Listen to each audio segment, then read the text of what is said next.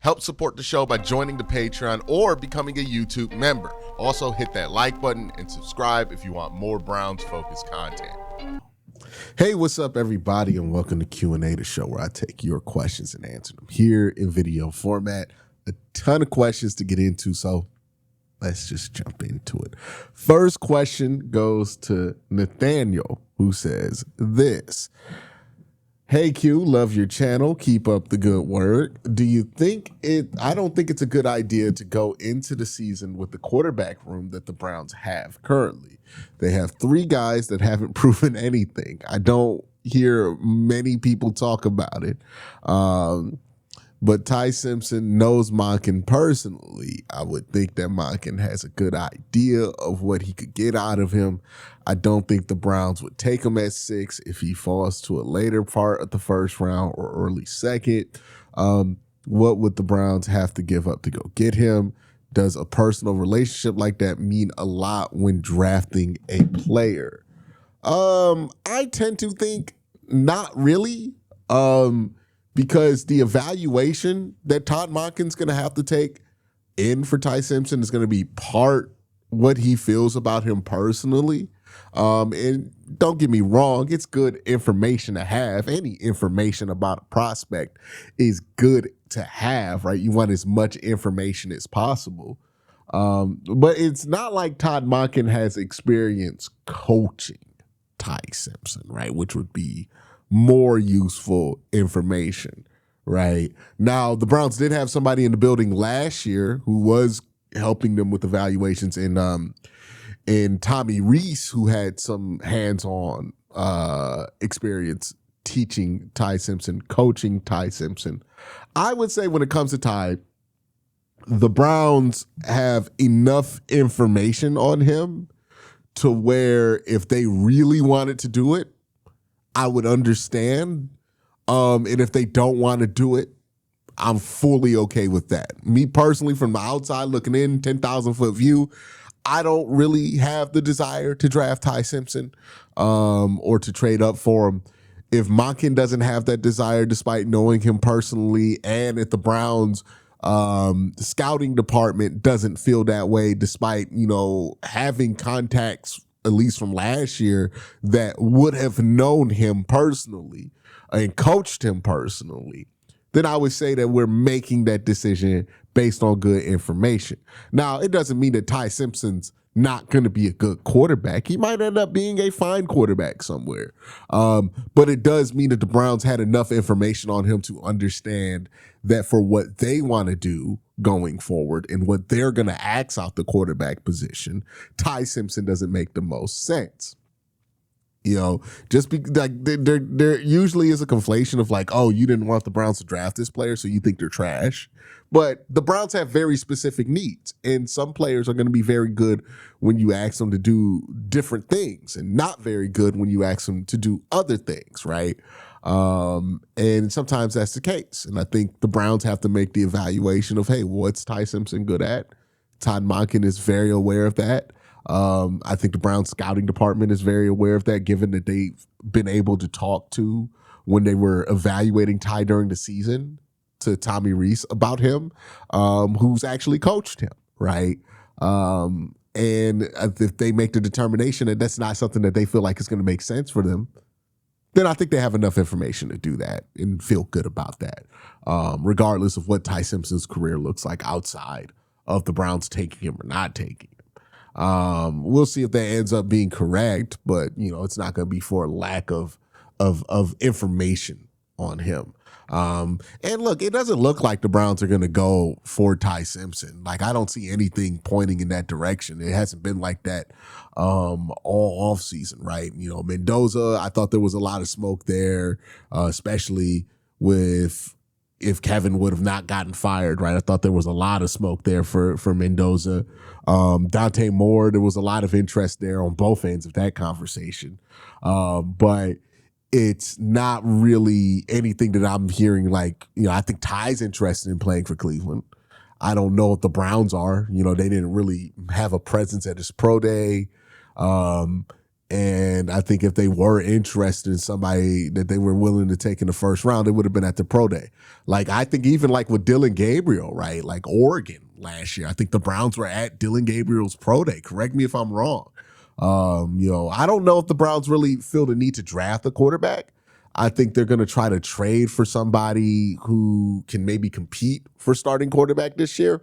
And if you're going to do that, you're looking at Anthony Richardson more than likely, right? Like, you could say J.J. McCarthy, but I think he's going to be a tad bit more expensive than people are speculating right now. And maybe Anthony Richardson, like, the ask for him is much higher too. But yeah, I think that's the direction that the Browns are going. I just don't get the feeling that they're interested in quarterback. Usually when they're going to draft a quarterback, it's pretty obvious that they're going to draft the quarterback. Last year, I thought they were going to pretty obviously draft the quarterback. When they drafted, well, that was a different organization that drafted Baker Mayfield. But, but this year there's just no signs that pointing towards them wanting a quarterback or drafting a quarterback in this year's draft. So that's kind of my thoughts on it. Code Takes from the Land says this: Hey Q, is there any ideal candidates you'd prefer for our day 2 selection? I'm a big fan of D'Angelo Pons. I would think he's the perfect guy to insert as our slot corner. What would your thoughts would be? I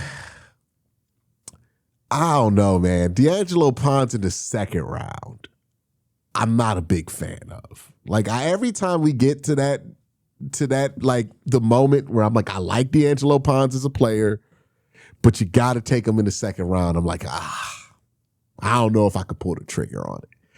My issues with it are not really simple, right?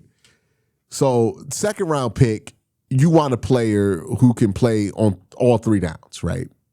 So that means you need a player who can stay on the field and base, because you're using a top 40 draft pick on them, right? Like, you don't want to use a top 40 draft pick on a role player. So you're talking about somebody who could be a 3-down player for you. And you either have to feel strong enough about D'Angelo Pons' ability to cover on the outside, or strong enough about D'Angelo Pons' ability to run defend. Now, in college, he was good at both. He was a good wide corner. He was a good run defending corner, but there's a reason he's being pushed to slot in the NFL. It's because he's not big, right? He's 5'8", and he's about 178 pounds. I think he weighed in around 180 pounds. Now, if you think D'Angelo Pons can live on the boundary, then maybe it justifies taking him in the second round. But he's 5'8". And, well, let me double check his height. Yeah, he is 5'8", 182 pounds, exactly. With very short arms, 29-inch arms, second percentile. A very small wingspan, 72 and a half and a quarter inch wingspan, so 7th percentile. But he does have a vertical jump of 43 inches, which is 98th percentile.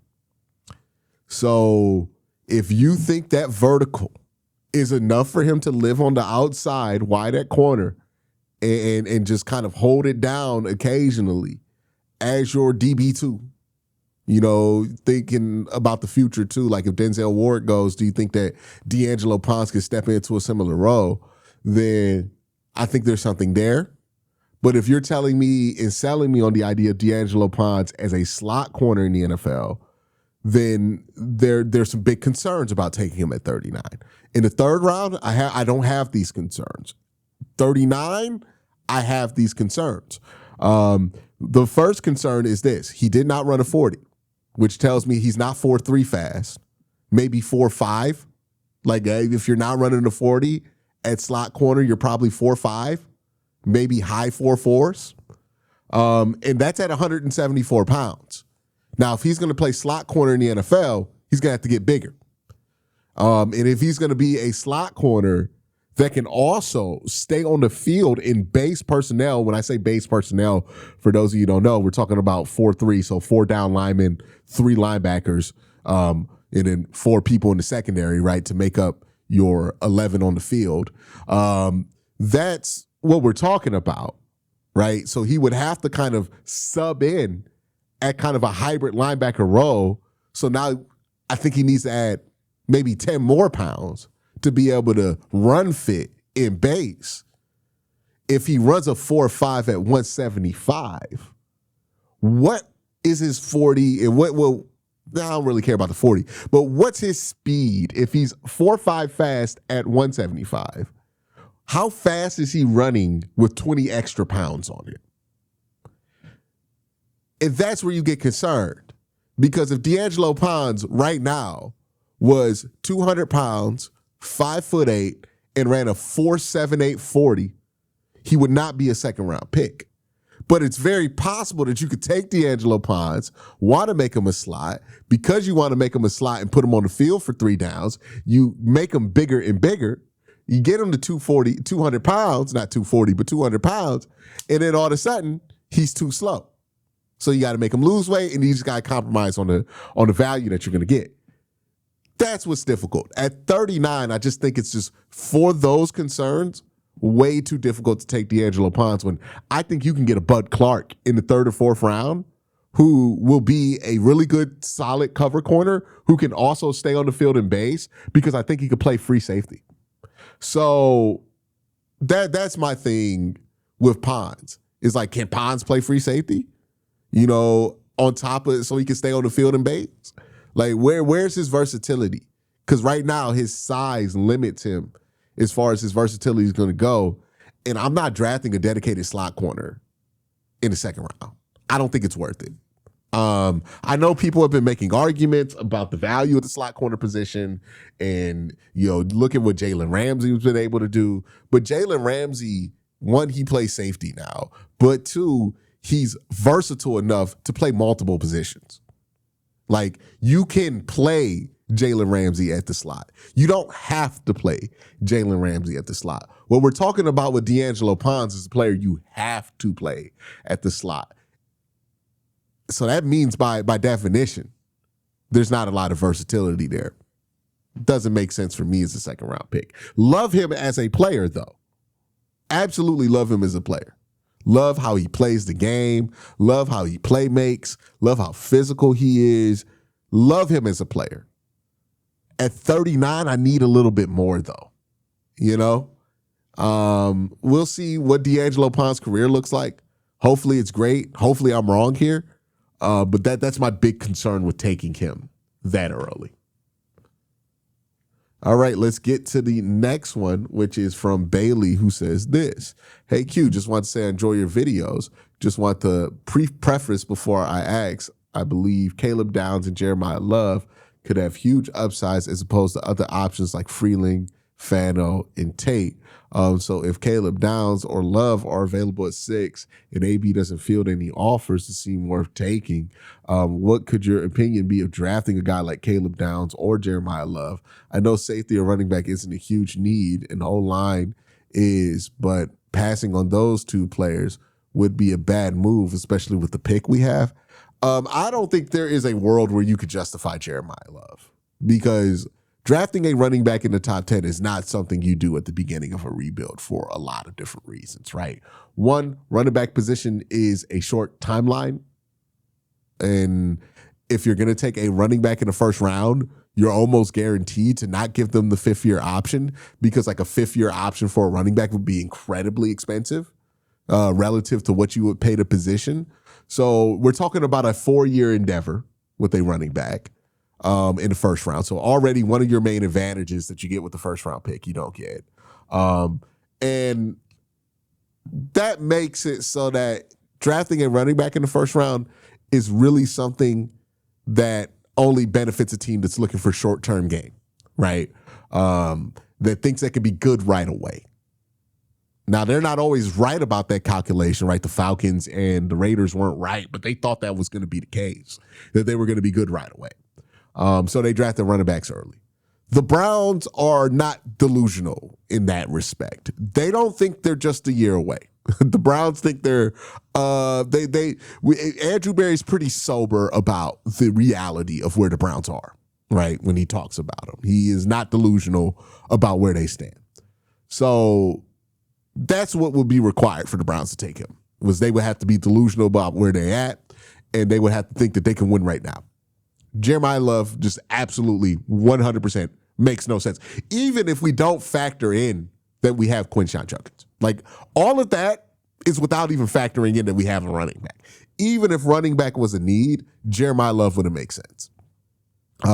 Given that running back is not only not a need, you have somebody you already invested a premium pick in Quincy Judkins, and then you also have another running back that you invested another draft pick in, it would make absolutely no sense in the world for the Browns to do that. So the Jeremiah Love thing is out. Now, I don't care how good you think of Jeremiah Love is as a prospect. There's an argument going on right now if Jeremiah Love is truly like that good of a running back prospect. I haven't broken Jeremiah Love down because the Browns ain't drafted him. Caleb Downs is a little bit different, right? You know, a lot of people think that he has this amazing upside. I actually think it's a little bit different. Like, I think Caleb Downs is less of the, oh my God, his upside is insane kind of player, and more of he has a really high floor player. Right? Like, I think we're talking about Caleb Downs as super high upside guy. But I think it's possible that he's just super high floor guy. Right? You look at like his athletic profile and his size and all that, he's not really that special of a prospect from an athletic standpoint. Where he's special is like he has really good instincts and he has really good tape. But that's usually what you say about somebody with a really high floor. He's not like, if he had his tape, he was 6'2", 225 pounds, and ran like a 4.3 40, then I think that would be something that the Browns would have to consider. But that's not the kind of prospect Caleb Downs is. And I think the issue with Caleb Downs is some of the noise from especially Ohio State fans about the prospect that Caleb Downs is doesn't really match up with actually what he is as a prospect. He is not super high upside player. He is super high floor. If you want to draft somebody in the top 10 this year and you want to be sure that they will at least be a quality starter for you, the most sure bet is Caleb Downs. But if we're talking about ceilings of players that are going to go in the top 10, I don't think Caleb Downs is the highest ceiling, right? I think like him and Reuben Baines are really high floor players. They are so skilled coming out of college that they're only going to be but so bad at worst in the NFL. They're likely going to be solid players right off the bat. Will Reuben Baines be one of the best edges in the NFL? I doubt it, but I think he'll be really, really good. Will Caleb Downs be the best safety in the NFL? I'm not sure, but I think he'll be really good, right? Like Jordan Tyson, I think could legitimately, if he stays healthy with his athleticism, he could be one of the better wide receivers in football. Monroe Freeling, we don't know what his tape could have been if he would have played left tackle more at Georgia, but his athletic ability, if he could pair that with good run blocking, he could be one of the best tackles in football. Athletically, he's capable of doing it. So I don't know if I buy the argument that these guys just don't have as much upside as Caleb Downs. I think the argument with Caleb Downs in reality is, do you want to settle for the floor that Caleb Downs can offer you, which is more sure than the floor for Carnell Tate, who could just completely bust out, or Monroe Freeling, who could completely bust out, right? Like, that's the argument. I think it's more about security than it is about upside. Upside-wise, Monroe Freeling, probably of all the three players we talked about, has the highest upside prospect-wise. I think Tyson's up there when it comes to upside, but that's not the conversation that you have when you talk about Caleb Downs. It's more about that floor. But next question comes from WMD, who says this: who are your ideal but realistic? So knowing you think is going to go in the top 3, magically sliding to 6, picks at 6 and 24, assuming a perfect tie in talent group, wide receiver, offensive line, which position group would you side with now that the Browns have gotten a stopgap bridge guy for the O-line? I think the best combination would be Monroe Freeling at 6 and just lucking out and getting Jordan Tyson, my bad. Yeah, Jalen Tyson plays for the Gas. And getting Tyson at wide receiver at 24. I don't know if I buy that Tyson's going to be sliding in the draft as much as some people think. I remember hearing similar things about like Ted McMillan. But you heard similar things about like Luther Burden, and he did drop. So if Tyson drops all the way to like 24, and you could get him and Monroe Freeling, I think you got the best of both worlds there. You got on one hand a left tackle who has the potential to be a top left tackle, and then on the other hand, you got a wide receiver who has the potential to be a true wide receiver one. And I think the guy who has the best potential at the position than anybody in the draft class, right? So that would be I'm doing backflips. If we get Tyson and Freeling, I'm not going to actually attempt it, but I will be spiritually doing backflips on stream. Sad with this question says this. Hey, Q, assuming Shedeur starts this season, I think the best case for what we could realistically see out of him would be all around average, where he would win us a couple of games, cost us a couple of games, but mostly end up being mid for the most part of the season. If he plays at this level, what is the ceiling of this offense and what is the ceiling of this team? Look, if Shedeur gives you the conversation is like, what is average, right? Because I think what you described there is mediocre, not average. But we've with the way that like language has changed about like how we talk about athletes, we're talking about like, if let's say that Shedeur Sanders can be dollar store Bo Nix, right? Like Bo Nix is above average, dollar store Bo Nix is like, Matt Schwab back in the day level. Like if let's say that's what Shedeur could be. Let's say that's where Shedeur's play ends up being. If he plays to that level, the ceiling of the offense would probably be around the middle of the pack as far as like expected points goes. I think they could be a middle of the pack offense. I think in order to be a top 10 offense, they would have to have plus level quarterback play to get to that point, or just straight up elite level run play. But if they have really good run game and mediocre, passing game, then I think that sums up or averages up to about 15th, 14th in expected points, which would be a significant improvement. And if we're talking about win-loss record, the Browns won, 5 games last year with what was supposed to be a tough schedule. Ended up being a pretty easy schedule. And they're going to have another weak schedule this year. So 5 games last year at 32 in expected points, I think that jumping all the way up to 16 would probably be enough to jump them at least 4 or 5 games. So we're probably talking about a 9, 10 win season.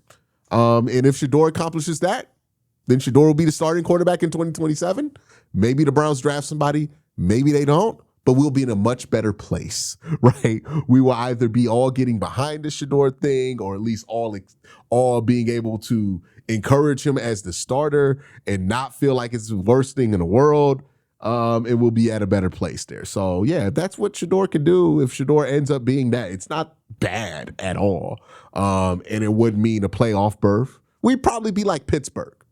Like, what Pittsburgh's been the last few years? Not a real threat to win a playoff game, but definitely a threat to go, maybe even win the division. I think that's a good stepping stone for the organization. I would prefer, if that's the place that we are, the team still be aggressive about improving every position, including quarterback, and not just settle for that, right? So, if you think you could develop somebody behind him and then use the stability created by him to then evolve from that, then sure. But yeah, that would certainly put us in a better spot than where we have been. And I know that people are selling this idea that the Browns make the playoffs this year is the worst thing that can happen because then we won't get Arch Manning. But I did a whole video about some of the ridiculous nonsense about that. And realistically, the Browns' path for a quarterback is just going to have to, we're going to have to alter our course, right? Because I don't think they're going to be bad enough to get the #1 overall pick this year. So yeah, I think, if that happens, Browns win 10 games and we're all pretty happy. Well, some of us are pretty happy. If I learned anything from covering the Browns as long as I have, there's always somebody unhappy. Jake says this. Hey, Q, your videos carry me through the week every morning. Appreciate that.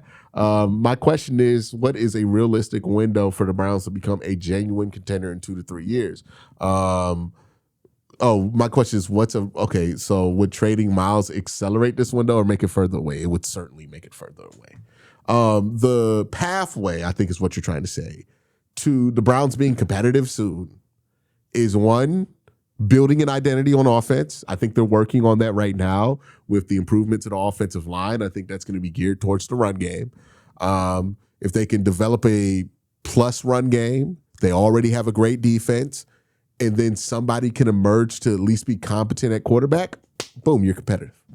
Like we just talked about it, right? If Shador simply is good enough to be Matt Schwab, right? Good enough to be dollar store Bo Nix, we're going to be in the playoffs. So boom, there it is. That's what it takes, right? If the Browns can go from 32 to somewhere in the middle of the pack, expected points wise, we're back. That's all it takes. That's all it takes. This is why I say this all the time when it comes to the NFL. You are never as good as you think you are in the NFL. You can be the Kansas City Chiefs and be super successful. And then next thing you know, you're picking 9th in the draft like the Kansas City Chiefs are. You're never as good as you think. And you're never as bad as you think in the NFL, right? Remember how we thought that the Jaguars pick was going to be a home run to get like a top 5 pick next year? The Jaguars end up like winning 13 games. Yeah, like you're never as good as you think you are. You're never as bad as you think you are in the NFL. And you can't get caught up in either of those two paradigms, right? So when the Browns are winning championships and winning a million games, we can't get too caught up in our own Kool-Aid thinking that it would never end, because it can end like that in the NFL. And right now, where the Browns are struggling, we can't get too caught up in that because we're not that far away. Nobody's that far away from getting much better. You know, that's the beauty of the parody of the NFL. De Niro says this. Hey, Q, can you see Andrew Berry bringing back Martin Emerson Jr.? Yeah, I don't think it's going to happen. If it was going to happen, it would have happened by now. Jake again says this. Do you imagine Isaiah Bond's ceiling can be? Travis Benjamin is what I think his ceiling is. Really good deep ball threat. Not that big of a guy. I think that's where he sits. Tracy says this. Which defensive player is most likely at 6 if the Browns choose not to trade back? I think the position the Browns would take would be edge, and I think it would probably be Ruben Bain, or, if Arvell Reese is there, then yeah, they would take him. But Ruben Bain would probably be who they would go with. There's questions about Myles fitting the timeline. Like, if they want to pull a surprise and take a player they think is worth the 6th pick and just go best player available, I wouldn't be shocked if they decided if that was an edge. FDBD says, hey, Q, do you really think the team is willing to send 5 first-round picks for Myles Garrett? So this has to do with the new rule that the Browns are trying to push for, to allow a team to trade up to 5 years of first-round picks. Now, if this rule is to be implemented in the way that I think it is, I think we have to understand the rule fully and why it is that the Browns would want to do this, even if it has nothing to do with Myles, right? Everybody reads that and goes, oh my God, the Browns are trying to get 5 first-round picks for Myles Garrett. But if you're the Cleveland Browns, and let's say you open up 5 years of draft picks now, teams are going to really want, and let's say it's right now, right? Teams are going to really want their 26 and 27 draft picks. But maybe they're more willing to move the picks after that. So the idea could be that maybe you don't move Myles Garrett or you trade for Myles Garrett, but the ideal is that maybe to move players like in the NBA, allowing teams to say, hey, look, we're not going to trade 3 first-round picks right now, but we'll trade you 2030, 2031, and 2029 first. That will make it so that more trades are possible, right? It's not just about the 5 first-round picks in total. It's about being able to use assets 5 years into the future. Think about everything that the Browns do, right? The Browns like to move things down the line. They like to adjust the salary cap and kick cans down the road. Well, this is a way of doing it where it's like, okay, well, maybe we feel like we're rebuilding right now, right? So we need our picks, but we do need a quarterback or a prospect to get us that we think could be a quarterback. Let's say, who's somebody that we could think? Let's say we go back in time and trade for like Jordan Love before he started or something like that. Or maybe a team, has a draft pick to get a quarterback. Actually, let's use that example. I think that'd be the best one. Sorry for bumbling around here. But let's say next year the Browns could trade for whatever prospect, Dante Moore. And they think Dante Moore is going to be their next franchise quarterback. But they also understand that they're going to have to rebuild around Dante Moore early.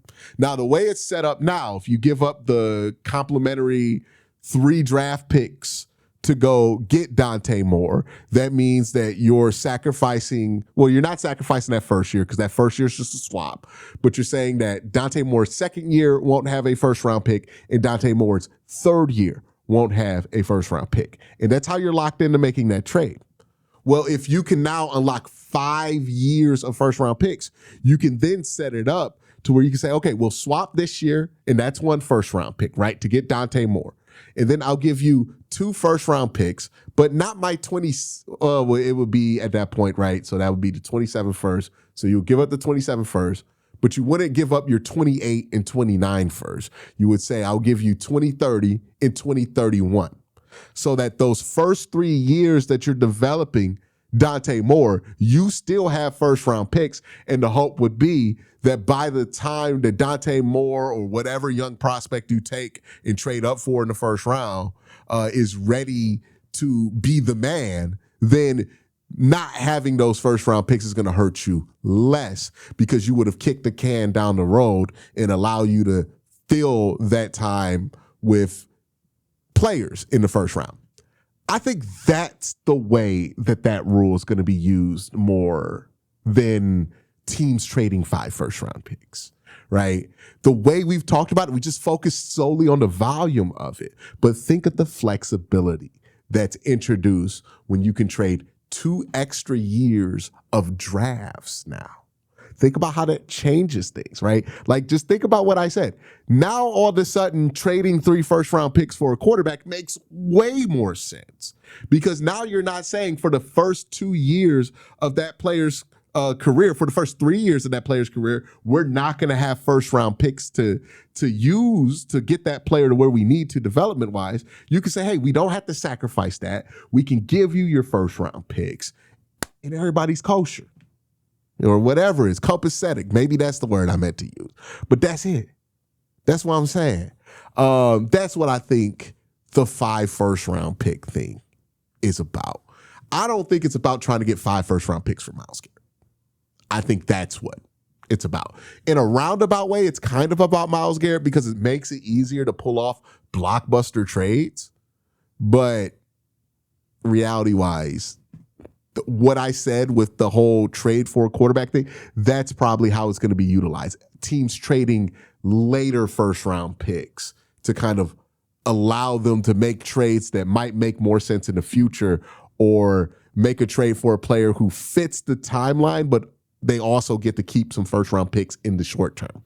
Think about how the NBA uses, right? Now, the NBA trades first round picks like Skittles, but one of the ways, like with the Donovan Mitchell trade, the Cavs haven't even the first round picks that the Cavs have given up to the Jazz, I don't even think have finished yet. I think the Cavs got a 2032 first in there, right? You could just trade these first into the future and it satisfies the team trading for them because you can say you got all these first round picks. And for the team, and also if you're the team that's trading a star, right? Let's say if you're the Browns, and you're trading Myles Garrett. I'm sorry, I got really excited about this, so I kind of gone off on a tangent. But let's say you're the Browns and you're trading Myles Garrett to the Buffalo Bills. And you know that the Buffalo Bills for the next couple of years are going to be a really good team. So you don't really want their upcoming first round picks. But maybe you say to yourselves, hey, I want to own your first round picks in 2030, in 2031, in 2032, because I think you'll suck by then. And those first round picks will be much more valuable, or second round picks will be much more valuable because you'll be higher in the draft order. That's another way that it could be used. You see how it just opens up a completely different dimension when it comes to trading? And it allows you to kind of compensate for time. Because right now, the problem with Myles Garrett isn't that you can only get 3 first-round picks for him, is that you're only going to get 3 first-round picks from a contending team. And a contending team is going to give you 3 first-round picks that aren't even close to the picks that you used to get Myles Garrett, right? Like, you're not getting the number 1 overall pick if you trade Myles Garrett to a contending team. You're getting like the 30th pick. And that just doesn't have that much value relative to Myles Garrett. That's what I think this is about.